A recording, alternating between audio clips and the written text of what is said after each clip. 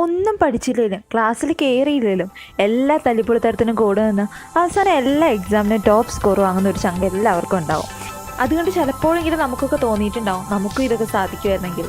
Yes guys, അപ്പോൾ അവർക്ക് വേണ്ടിയിട്ടുള്ളതാണ് ഈ വീഡിയോ.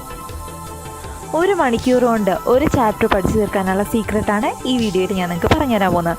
അപ്പോൾ guys, welcome back to a new grateful episode of Mini Motive. Watch the video till end and subscribe our channel and don't miss press the bell icon. അപ്പോൾ 1 മണിക്കൂർ കൊണ്ട് ഒരു chapter പഠിക്കണം കേട്ടോ. അതിന് വേണ്ടിയിട്ട് ആദ്യം തന്നെ പഠിക്കുന്ന സബ്ജക്റ്റ് എത്ര ചാപ്റ്റർ ഉണ്ടെന്ന് കാൽക്കുലേറ്റ് ചെയ്യണം. ശേഷം 12 ചാപ്റ്ററാണുള്ളതെങ്കിൽ ഒരു ചാപ്റ്ററിന് 1 അവർ എന്ന് കാൽക്കുലേറ്റ് ചെയ്തുറപ്പിക്കണം. ശേഷം ഒരു ചെറിയ ടൈം ടേബിൾ ഉണ്ടാക്കണം. ഈ ടൈം ടേബിൾ എന്തിനാണെന്ന് വെച്ചാൽ നമുക്ക് പഠിക്കുന്നതിനിടയിൽ കുറച്ച് സമയം റെസ്റ്റ് എടുക്കേണ്ടതായിട്ട് വരും. സോ ടൈം ടേബിൾ ഉണ്ടാക്കി ടൈം വേണ്ടത്ര കാൽക്കുലേറ്റ് ചെയ്യണം.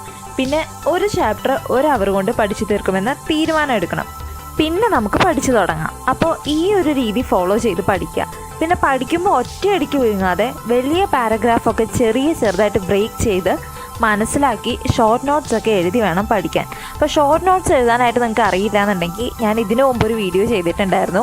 ആ വീഡിയോ ഞാനുടെ ലിങ്ക് ഞാൻ ഡിസ്ക്രിപ്ഷനിൽ ഇടാം. നിങ്ങളതെടുത്ത് അതിൽ ക്ലിക്ക് ചെയ്തിട്ടുണ്ടെങ്കിൽ ആ വീഡിയോ നിങ്ങൾക്ക് കിട്ടും. അതിൽ നോക്കിയിട്ട് ഷോർട്ട് നോട്ട്സ് എഴുതാനായിട്ട് പഠിക്കുക. അപ്പോൾ എല്ലാവർക്കും ഇന്നത്തെ വീഡിയോ മനസ്സിലായിട്ടുണ്ടെന്ന് വിചാരിക്കുന്നു. അപ്പോൾ വീണ്ടും അടുത്ത വീഡിയോയിൽ കാണും വരെ ബൈ.